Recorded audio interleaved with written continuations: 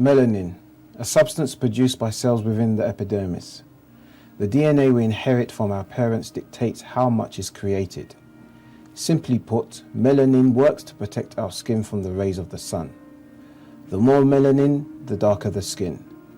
This one factor within the millions of other bodily functions has dictated so much of our human history, and even society today. This one substance has split the human race into tribes, groups, countries, and even hierarchies, where stigma based on color of skin and racial grouping has led to all means of discrimination, oppression, slavery, murder, and even genocide. True, we have come far from days gone by, but so deep-rooted the connotations based on this melanin, we find almost every element of society still affected by it. My name is Rauf Shokoya, and I came to Shia Islam about 22 years ago. In my time, I've come to see how race and color have affected us within our community also.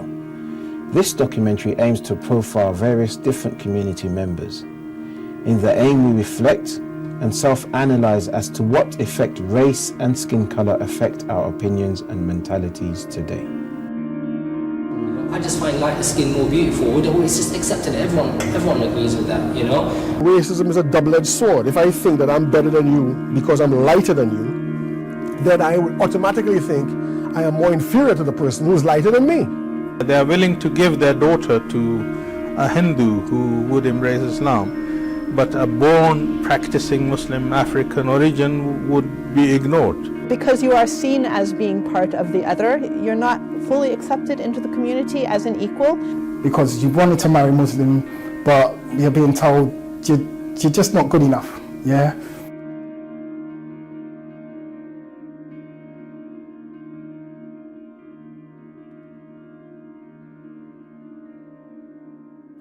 I've come to the Islamic Centre of England to speak to Sheikh Ahmed Hanif, who is of course a sheikh but is also black. I want to ask him whether or not he has suffered racism in the Hausa. He has spent 20 years studying there. We want to know whether racism exists where we would least expect it. One cannot say that you have racists in the Hausa, but you do find racist attitudes, okay, that people inherit from their environment. You do find that. You do find that, for example, some of these attitudes are being reinforced by questionable hadith and so forth, you know. You have, you know, statements by Sheikh Tusi, right, who we all accept as somebody that is reliable and so forth, who has made disparaging comments about black people, for example, you know.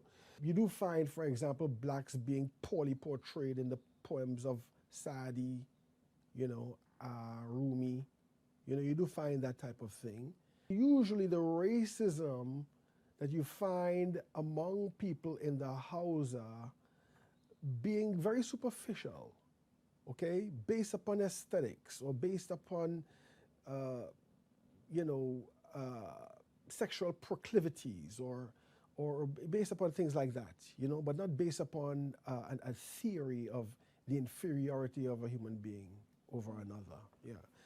You know, I mean, so an example of that, an example of this racist attitudes, okay, is I remember one time, it was the anniversary of the martyrdom of Imam Jawad, alayhi salam, where, you know, usually between the Dhuhr and Asr prayer, you know, the sheikh leading the prayer would give a short khutbah on the life of the Imam whose day we are commemorating. And he had about, like, let's say 10 minutes to give a talk, right? He spent 6 to 7 of that 10 minutes trying to explain away Imam Jawad alayhi salam's darkness, right? Which indicated to me how important color was to him, you see? And so you find things like that are taking place. You know, people cannot accept or refuse to accept darkness of skin as a characteristic of the imams, because they believe that darkness of skin is an aib, right? It's a drawback.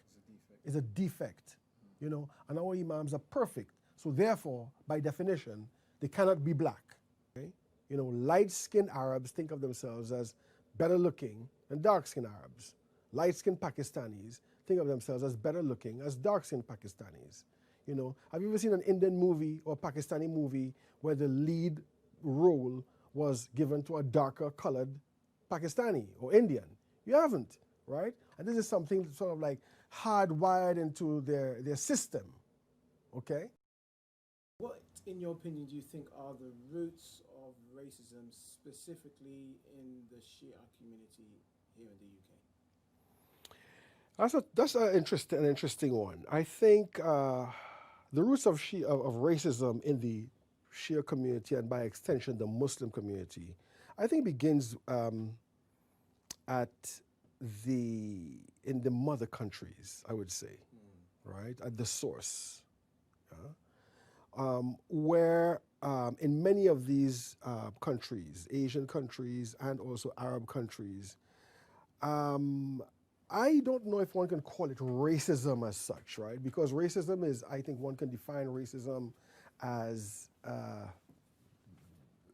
the belief, okay, based upon myth or pseudoscience that another person, by virtue of race, is inferior, you know. I don't think that many Asians or Arabs think about other races as inferior. But I do believe that they have a certain type of color prejudice among them, okay, which can vary in intensity, you know, where, for example, the lighter colored you are, okay, the more aesthetically pleasing you are to the people. Also, it is wrapped up with, I would call it maybe classism, you know, where, for example, if you have too many people of one particular ethnic group being overrepresented in menial jobs and so forth, it tends to reinforce an idea that such people are only capable for menial tasks and so on. So I think it begins there, okay, right? Then when they come to an environment like this one, which has real racism, okay, they tend to ally themselves with the ruling class, okay, identify their interests with the ruling class, and therefore look down upon those other classes of people, those other races of people that society looks down upon, you see? Okay, so tell me about mosques, and you know, in a more general sense here, of course. You don't really find overt racism on the part of the people who run the mosques, you know, or who are involved in activities of the mosques. You don't find that. You do find it among the ordinary people who come to the functions in the mosque, right? So you'd find that a lot of black people, for example, tend to be put off going to a lot of mosques in Ramadan. Why? Because at that point, everybody comes to the mosque, you know, and there will be people coming to the mosque bringing these attitudes with them. And, you know, of course, you know, racism is a double-edged sword. If I think that I'm better than you because I'm lighter than you, then I would automatically think I am more inferior to the person who's lighter than me, okay? Right? So you'll have a lot of people who are anti-black racists who are also pro-white supremacists, okay? By thinking of themselves as being inferior to white people and wanting to be like them in order to overcome their own sense of inferiority, okay? So you'd find that, for example, the reaction to white people who are converts, for example, is very different to the reaction of them to black people, okay? With black people, it is a congratulations, I'm glad that you became a Muslim, welcome. With a white person is, thank you for becoming a Muslim, you verified the truth of our religion, and by the way, are you married? Okay?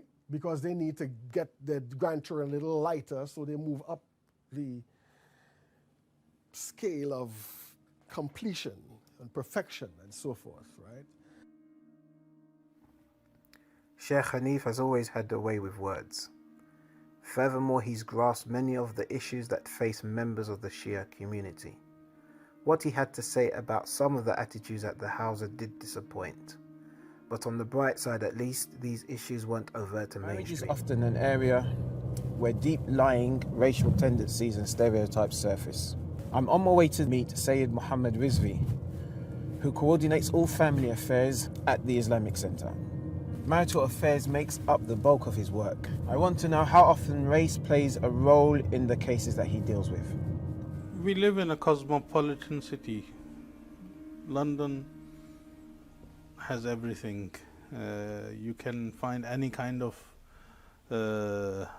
religious activity, and you can find any kind of corrupt activity, and any kind of culture exists. So the result is that it is going to lead some people into mixed race marriages, and we are witnessing that in the society, non-Muslim society, and Muslim community also is going through this, and especially Shia Muslim community. And there is no doubt there is a lot of resistance in quite a lot of cultures.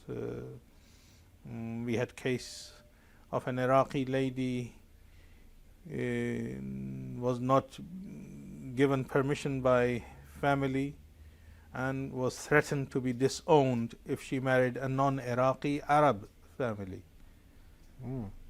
And the non-Iraqi Arab was Shia Muslim and accepted Islam. There was no problem from education's point of view. There was nothing. But because Iraqi culture says or dictates them that they should not give their daughters to outsiders, they don't. Although the ice is breaking and more such marriages are taking place. Within Indian and Pakistani community, they tend to accept a Hindu or Sikh more easily than accepting someone from Europe or from Africa or from other culture. I guess that's because of the cultural similarities. Culture takes over, even religion in some cases. I've been to Guyana and I've witnessed so many Muslims there. They are willing to give their daughter to a Hindu who would embrace Islam, but a born practicing Muslim African what do you call origin? Afro-Caribbean, African origin would be ignored. We had a case, the father was not happy for his daughter to be married to someone from outside culture. The faith and madhab and everything was there, and our policy is that we don't do marriage without the father's consent if the marriage is done for the first time for the lady. I mean, we don't accept and don't do the marriage at all. Then we approached the father, and his only objection was the race. So we gave warning that this is not the reason to stop and prevent your daughter from marrying this person. And the father said, doesn't matter, I don't accept and I will not take part in the wedding or anything. And then we did the marriage without the father's consent. So it happens, it does happen in some cases. It's sad that some parents will not give their consent to their child's intended partner to marry due to the race of the proposed spouse, especially when considering that the Prophet and the Imams would not condone such attitudes. In fact, our traditions indicate that the Prophet and the Imams married women from different parts of the world. I've come to meet a really talented brother from the community. Most of you know him by the name of Ibrahim Sincere. He wrote a really interesting piece on racism and shadism and how we're somehow programmed to deem and lighter listen attentively to what I'm about to say. We want to know what you see on the surface may have a new face, but deep down underneath the sugar coating, the bitter taste of reality is still the same. Nobody wants to actually discuss race. And when we do, and we challenge those racial perceptions hidden away, they say that we segregate, and our claims cause distasteful discrepancies. If we were to say that history and the foundations of capitalism have left such a legacy that every single one of us still suffers from white supremacy. And that's an uncomfortable term, isn't it? It all gets a bit uncomfortable when we start to discuss white privilege. And don't get it twisted, my comparatively lighter skin tone means I also acknowledge my privilege. Like I'm somehow less animalistic than those darker than me. And partly, it comes with the idea that the whiter the skin, the more morally supreme. See, I just want you to open your subconscious and question what you really believe. How else can we really be free? Being lighter is nicer. It's a thing we seem to accept. But again, I seem to be skipping ahead.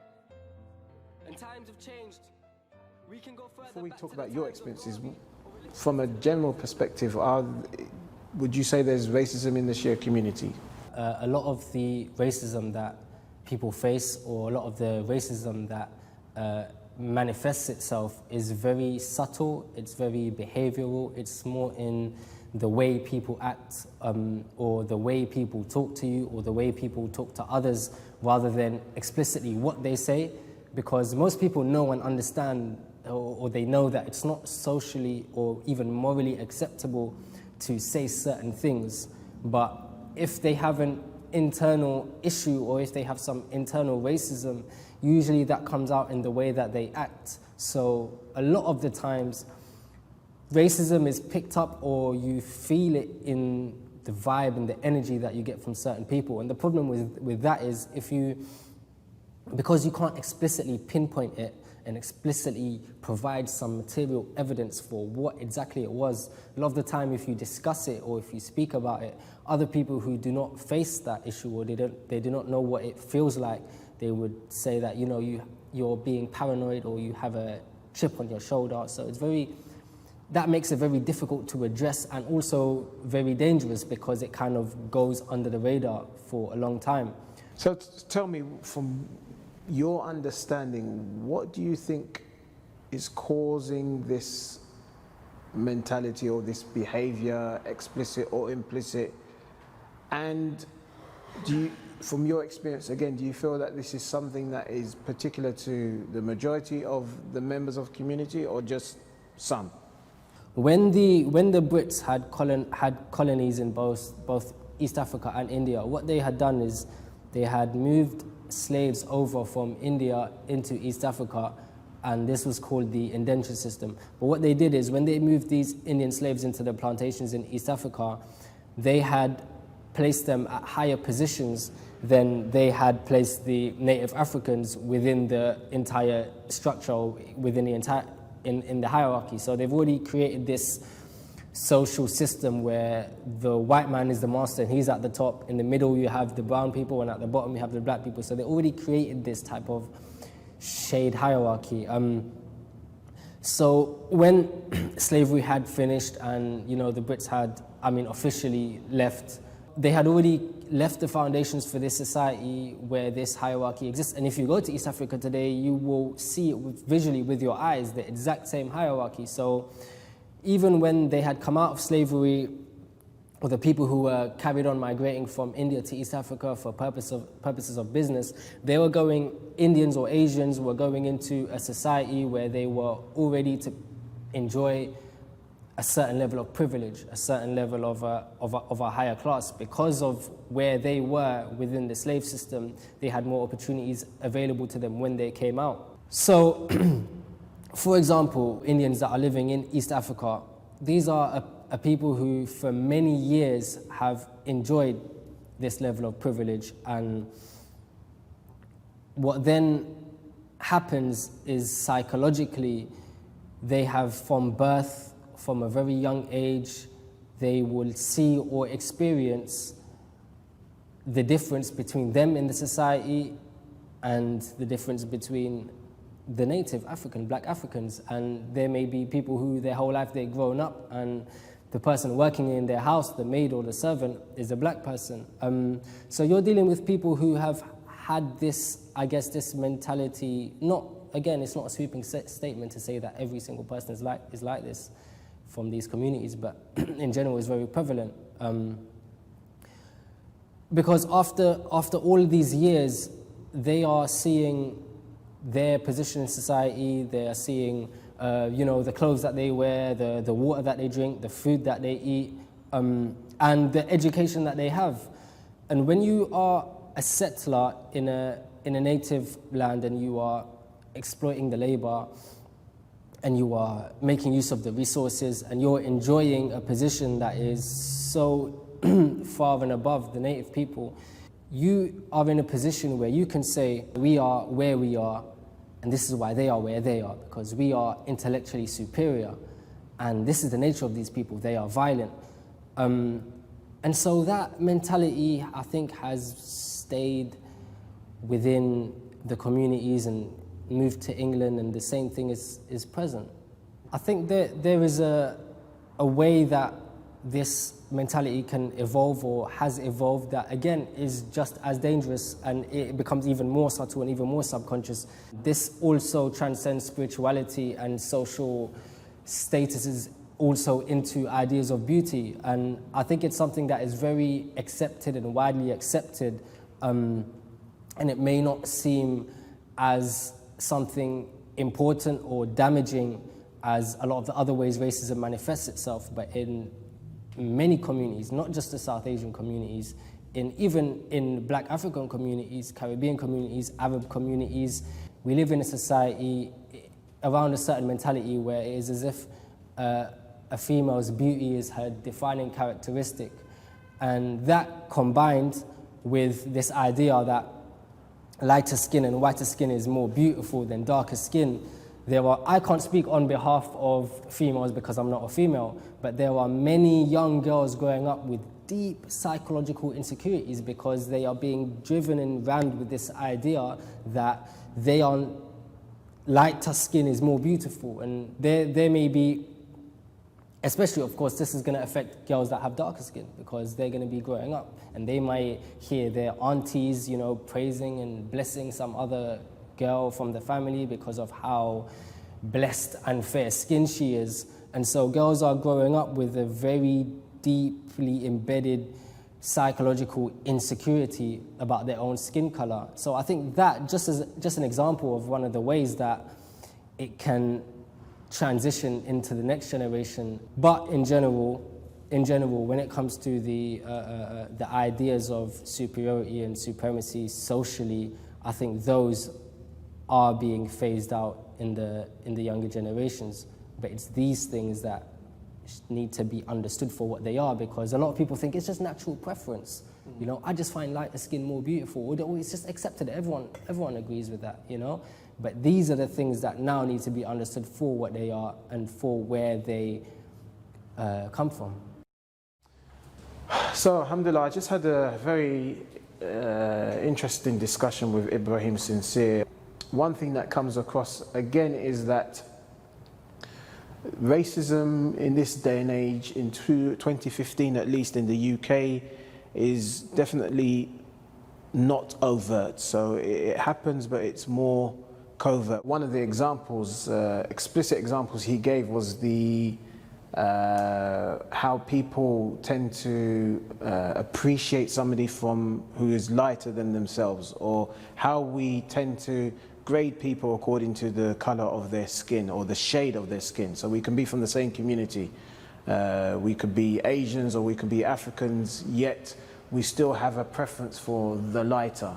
And I think one of the good things that Ibrahim Sincere has done is he's tried to educate us in understanding, or at least, trying to appreciate where this mentality has come from and how this is possibly some sort of inferiority complex that we have. So I think this is definitely something that we need to all be thinking about within ourselves, whether this is something that we suffer from, and of course try and find ways of overcoming it.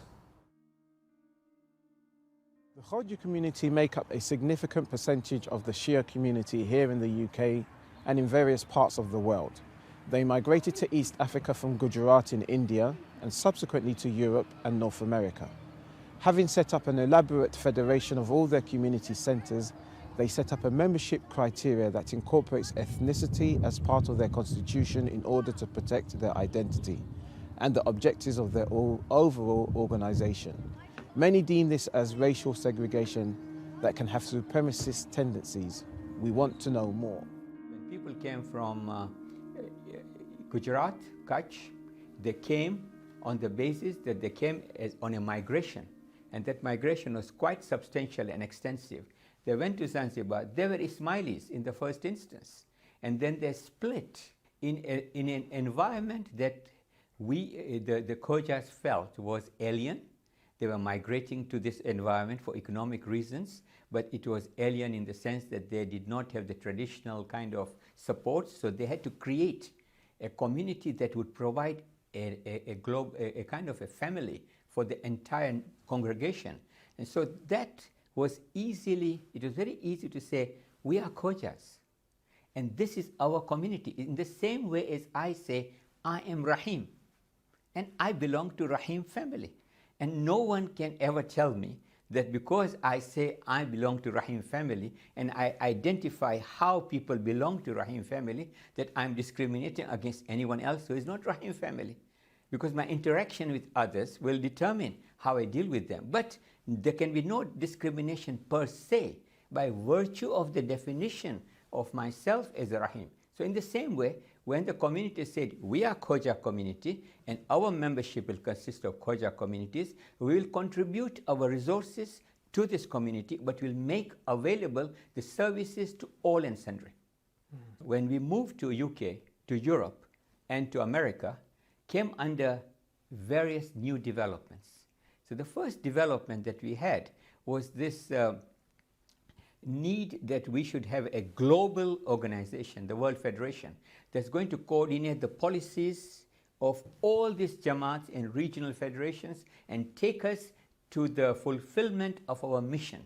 What was the mission? The loyalty to the school of Ahlul Bayt alayhimus salam, and propagating that madhab and the religion and the teachings of the school of Ahlul Bayt alayhimus salam, and also our commitment to marja'iyah. We have had a line of marja from the time of Mohsin Hakim, Burujardi, Golpaigani, Ayatollah Khoy, Ayatollah Sistani, line of commitment to the marja. And the other thing that we found was, now that we come to places like Europe, we have now non-Khojas. We have a lot of people around us. So the non-Khojas are there now. They are coming to our mosques because they are all welcome. And the interaction is with the Pakistanis, with Iraqis, with Iranis, with people from all over. And we all kind of get together and kind of interact with each other. And that still doesn't make a difference in terms of the membership, in terms of our identity, because the Khoja identity is retained. But then what happens when you intermarry? So we have now got so many intermarriages that was confronted by the evolution of a system by which we redefined Khoja. We said a Khoja is not only a Khoja who originally comes from that group of people from Gujarat, Kutch, and now from East Africa, but a Khoja is a person who marries a Khoja spouse will be treated as Khoja regardless of the gender. Regardless of the gender, and the children will be regarded. So we now have an evolution of people, assimilation of people through intermarriages. And if you have this continuing, as I can foresee, we'll get lots of people who are now entering into the Khoja community, Khoja institution. Are there any other instances, examples, or situations whereby somebody would be able to become a member without marrying into the Khoja community? There are communities in the UK, I won't name them, who have had Iranian, Iraqi, and Afghani communities living together and coming to the mosque, and they decided that we will keep membership on a flexible basis. So we now say, okay, anyone can be a member, but we keep some measure of insurance that, look, our mission remains the same. Now we're giving you membership, you have the right to vote, you can even stand as a committee. So you can be a committee member and give your services. But we wish to ensure that the original objectives of this community are preserved, and we do it through this means, this instrumentality. So we have now got situations where people are doing that, there were organizations before that accepted Pakistanis as open membership. And so we have an organization in the UK that did, and we have people who became members by virtue of that version of the constitution. There are communities who are also experimenting with total open membership. But in no community that I know of, there is no institutional measure or means to ensure that the ethos, the objectives, the mission of that community is preserved. So I've just had an interesting conversation with Maqbul Rahim on the stance of the Khoja community with regards to the whole constitution of a lot of their community centres dotted around the world.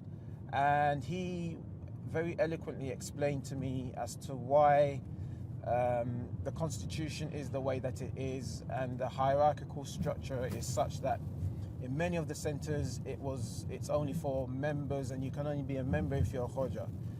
He mentioned to me something quite interesting that maybe needs to be explained to the wider community, and that is the whole aim and objective of a lot of these centres is to actually serve. And one of the reasons he put forward as to why they insist on a Khoja being the president and even being a committee member is so that they can continue to serve, so that they can safeguard that, aim on and objective to serve the community, to serve the Ahlul Bayt alayhimus salam. I think that, of course, he mentioned something else which is very important, and that is maybe with time this may change, as it has already been changing in some of the community centres. But I also think that the Khoja community, in my humble opinion, needs to maybe do a better job in communicating that to the masses, so that non-Khojas who go to these mosques and realise that they can't become members, realise that it's not because it's a sort of superiority complex that the Khojas have against everybody else. It's rather because they want to continue to safeguard that goal of serving the community, inshallah. Next, I've come to meet Sister Amina Inlows, who is also a revert into the Shia community. She teaches at the Islamic College in London. We want to discuss whether race has played a part in our hadith literature. She has authored a paper looking at the influence of race within our traditions. She has also documented case studies of other revert women joining the Shia community, looking at their experiences.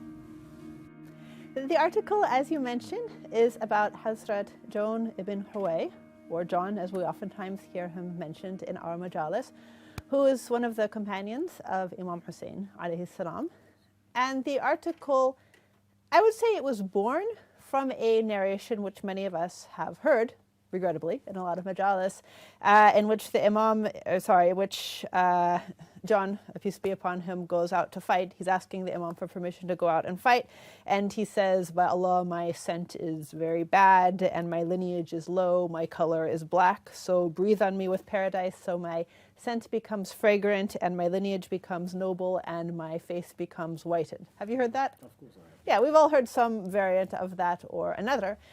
And I have to say that privately, I have heard a number of people question it, because obviously this is not the sort of thing which would be befitting the Imam, the companions of the Imam, especially because then it's recorded that the Imam, peace be upon him, does a dua, oh Allah, whiten his face, make his scent nice. And as, to be blunt, as a certain Sheikh I know said once, it does seem a bit unusual because it doesn't seem to fit with the egalitarian ethos of Islam. And this sense that wilaya, for example, loyalty to Ahlul Bayt alayhim salam was for everyone. I mean, it's offensive, basically. Sure. Definitely it would be offensive to someone who's black and sitting in the majlis, I'm sure, especially someone who's a visitor and is not used to these things. But it's troublesome in general to anyone who hears it. When we ask who was the slave in Karbala, who do we say? John. Yeah, we mention generally him, and generally John or Joan, the African slave. This is the name that people come up with, and it's an association. Joan is the slave is Joan, and that's that, and the African slave. So you sort of have a triangle: Joan, slave, African. Whereas if you actually look in the Maqta literature, you find, okay, in some accounts he is mentioned as being there, but there are quite a lot of slaves and free slaves who are mentioned in the Karbala narrative, who are not necessarily identified as the slave. Or attention is not drawn to them, and they're from a variety of ethnic backgrounds or unspecified ethnic backgrounds. When you look at the customs of the Abbasid Empire, which is basically from the time of Imam Sadiq alayhi salam on, the center of the Islamic world is much more basically in Iraq. And in that region, basically it seems that people didn't immigrate there from Africa that much voluntarily, that the Africans who were there tended to be slaves, even though, again, it wasn't the only slave ethnicity. I think we have a third layer nowadays, and that is the slave trade in the United States, going through Britain as well, and European colonialism, which made a image of a African slave in a lot of people's minds. And I suspect that image it's a subconscious idea that people have when they look at this portrayal. So when they say Hazrat Joan, the African slave, they're looking at it through the lens of all of these images. Whereas if we were living, say, in the 9th century, probably we would be looking at it from a different perspective. One of the points that you focus on in the article was 12th Imam, the mother of the 12th Imam. Again, there are two, as far as I'm aware, of course you correct me if I'm wrong, that there are two differing opinions. One is that his mother's a Roman, potentially princess again, or that she's actually from Africa. Yet in my experience, most people, I haven't done any research, but when I speak to scholars about this, the response I tend to get is, according to my own research, she's definitely she's European, the mother is European, yet you were questioning this particular... Well, there is a split on this issue. Our earliest narrations, including in Al-Kafi, are that, as you mentioned, she's from basically around the Sudan. And there isn't a lot of detail given in those narrations. We don't have the long account as we do with respect to the narration about her being a Roman princess. And it does seem that this is something that was preferred by our very early scholars. And one can make a historical argument that this is probably the stronger account.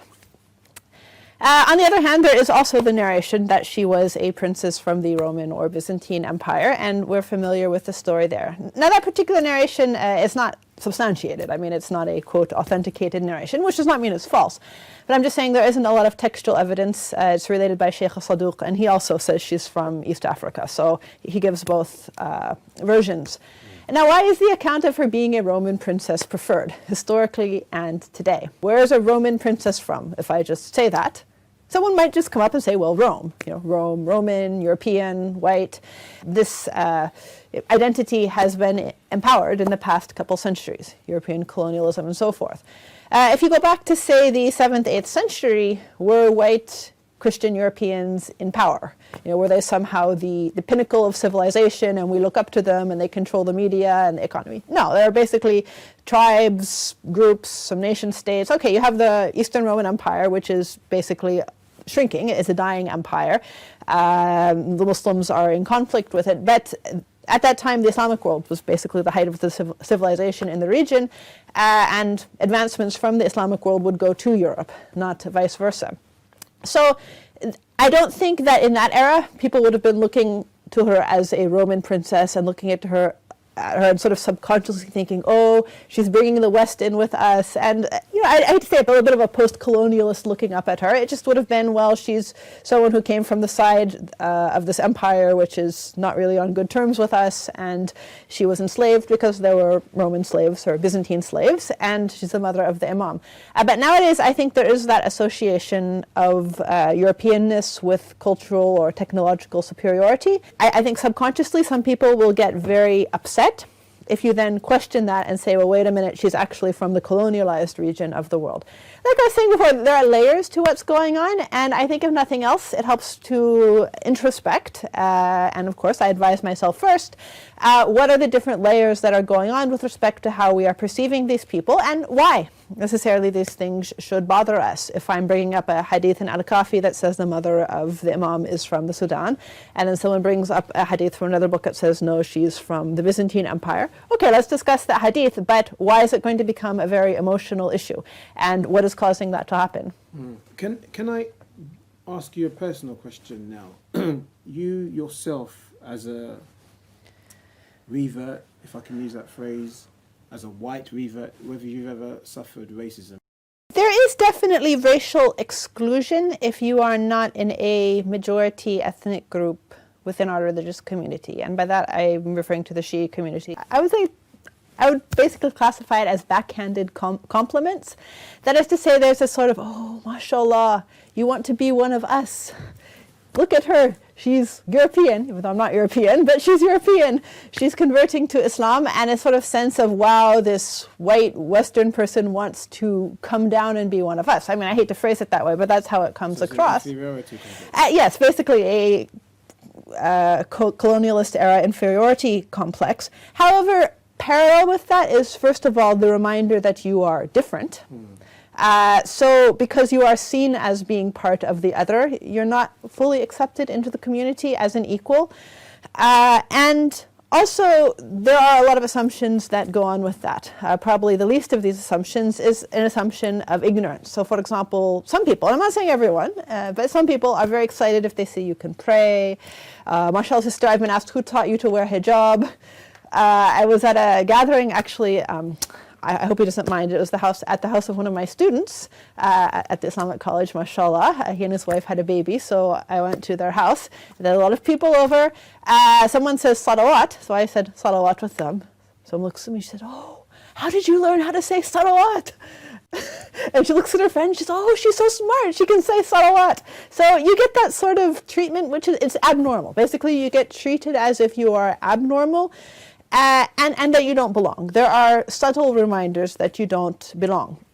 Now, of course, these things do translate into bigger issues. I think in general, people of minority ethnicities in the Shi'a community have difficulties with marriage and these sorts of things. But apart from that, just on a day-to-day level, I think people don't necessarily recognize they're doing it. Usually it's not the in-your-face comments, it's the subtle comments that they don't even necessarily recognize they're doing. Sometimes it's just body language. For example, people physically turning away from you towards people of their ethnic group while you're sitting with them at the same table, for example. And these sorts of things can add up and bother people. Because no matter how strong your faith is, how strong your belief in Allah subhanahu wa ta'ala is and the Holy Quran, at the end of the day, as human beings, we do require some sort of social belonging and social community. I think different individuals have different levels of tolerance for this sort of thing. I think I'm blessed with a lot of tolerance. I am used to being on my own, so it doesn't bother me a lot if I get treated weirdly at a religious gathering. It bothers me, and it builds up over the years. But to be blunt, I know people who've left the faith because of this. Yeah, and I don't blame them, because as human beings we have social needs, we have psychological needs, and if we are unable to meet our needs in the community, it is sad, but people will go somewhere else. And this is a shame on us. Okay, so again, Sister Amina's the discussion I had with Sister Amina was very interesting. I think there are many lessons that we can learn from it. One of the lessons we can learn is that, of course, there's a lot of, or there are many traditions that we have that need to be analyzed academically. We need to be critical, we need to be analytical in our acceptance or rejection of certain ahadith. And Sister Amina's point as well with regards to the choice of when we have two versions of events, for example, the mother of Imam Sajjad or the mother of Imam Mahdi, may peace and blessing be upon them both. Her viewpoint is that both of them carry equal weight, or at least, you know, should be considered. Yet, over time, we've tended to incline towards those ones which made us feel more comfortable. You know, the Persian princess with regards to Imam Sajjad alayhi salam, and of course, the Roman princess with regards to Imam Mahdi alayhi salam. We definitely need to be more critical in our approach. And also another point that comes across from the discussion I had with her is the fact that racism definitely exists, but it again is quite implicit. However, we need to be very careful about the way in which we interact with those who are new to Islam. And unfortunately, I was quite saddened to hear that it even culminated in a sister leaving Islam. Definitely something that we all need to try and fix within ourselves, inshallah. Some of you may have heard of the Ahlul Bayt revert community, which was set up around about 10 years or so ago.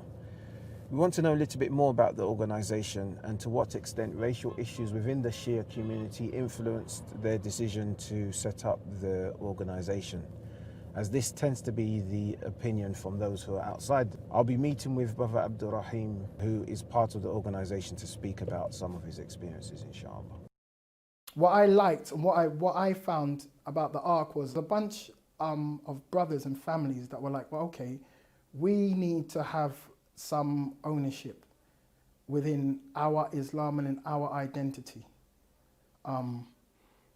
Also, within that, it was a case of they also saw, as new Muslim, as people who were seasoned Muslims, seasoned reverts, yeah, that brothers were coming in, they'd come in, they'd take a shahada at the center, and then there would be no, as you would call, afterthought or aftercare. From that also, ARC was really trying to offer a support network amongst people to say, look, you know, we're trying to create an environment where everyone can feel welcome, where no race feels inferior or feels put upon, okay? And I think primarily it being founded by people from various parts of the African diaspora, yeah, who had understood and the depths of racism and prejudice. I think that the organization was better able and better equipped to deal with people who are new to these feelings and didn't understand it, feeling second class even in your own country. I mean, a lot of white brothers couldn't understand that, and white sisters, it's like, well, I'm here and why am I feeling less than? And we just tried to create a harmonious, as they said, hate-free zone. And I think that's what kind of I brought into it. And from going to the Ark, it made me a regular Majalis attender. And primarily it was because they were the only organization that was saying, first and foremost, we're going to speak to people whose first language is English in English, so that they can bridge that gap. Because it seems as though you almost have to put on a separate, you have to inherit a separate identity to even immerse yourself within the religion.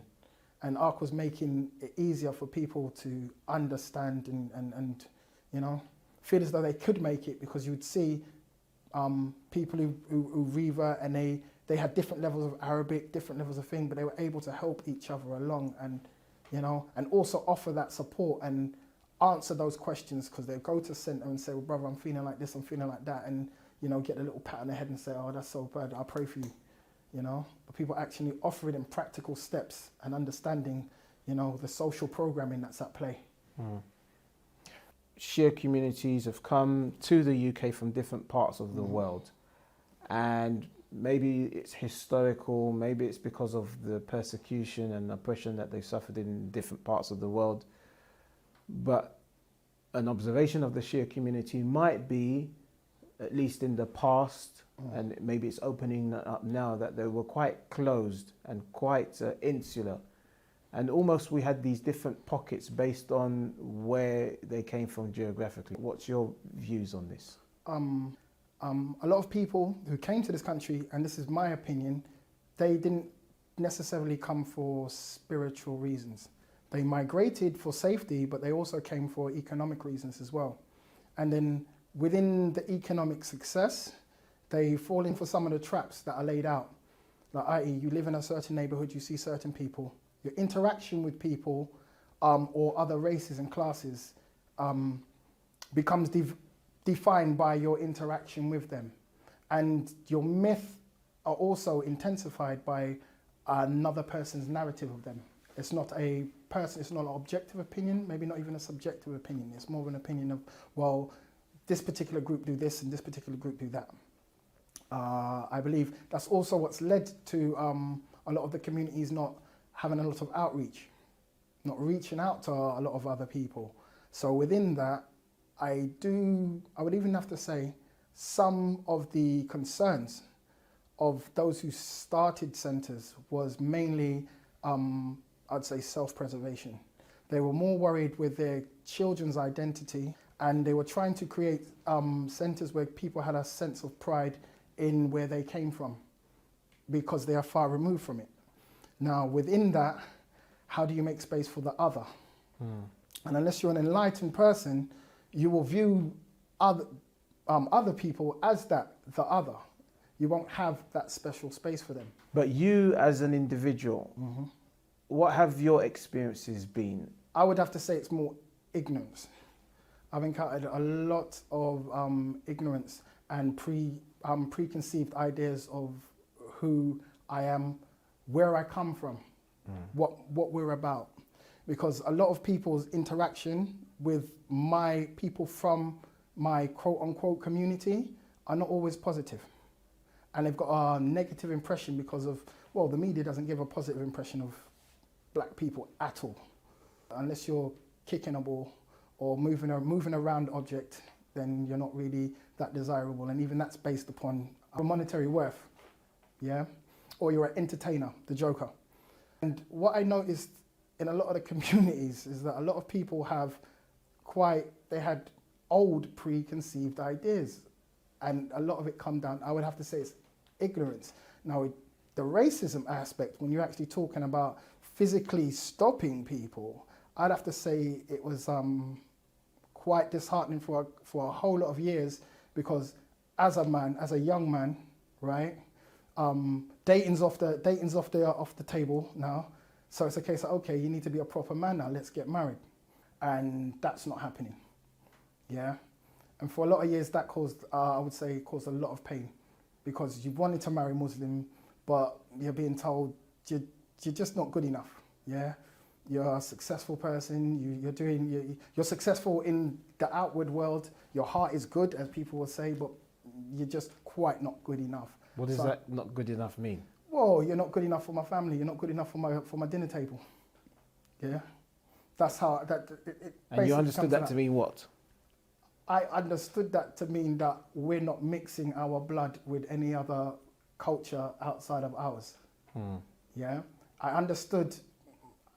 I'd say I empathized as a Muslim. I empathized, but I pitied the decisions. Yeah, and I don't think people understood the ramifications, because, as we've seen, there's been a lot of damage from people who wanted to marry who they wanted to, purely on an Islamic basis, and it's like a case of, no, you're not for my card. Your name's not down, you're not coming in. Also, I'd even have to say, one of the harder racisms is the fact of trying to gain knowledge and being barred as well. I realised early on there was a glass ceiling of such. You could get to a certain level of education, not so much from my own perspective, but brothers who really went for it and really thought, right, I'm going to immerse myself in this, and they're being blocked for no perfect reason. Now, that block, I would call that racism, because you're blocking it because I just don't want this face doing that. And it even came to economic opportunities. You're good enough to be a brother on a Friday in a Jummah, but I'm not going to give you any advice. I know times are hard, but I'm not going to give you any financial help or even give you any financial advice that might allow you to help yourself. This is how I would define those racisms. Discussing the activities of the Ahlul Bayt revert community highlights that many attitudes still require improvement. After speaking to a number of individuals from different sections of the Shia community, you can't help but feel that negative racial tendencies have been acquired subconsciously, resulting in these predispositions to sometimes be exhibited implicitly and, sadly, even explicitly. We have definitely come a long way, but it seems there's still work to be done. As highlighted, the aim here is to shine light on this subject, hoping that we become aware of this negative trait many of us probably assumed we did not possess. Only then will we be able to reflect and then refine those elements of our character that are not befitting a true believer.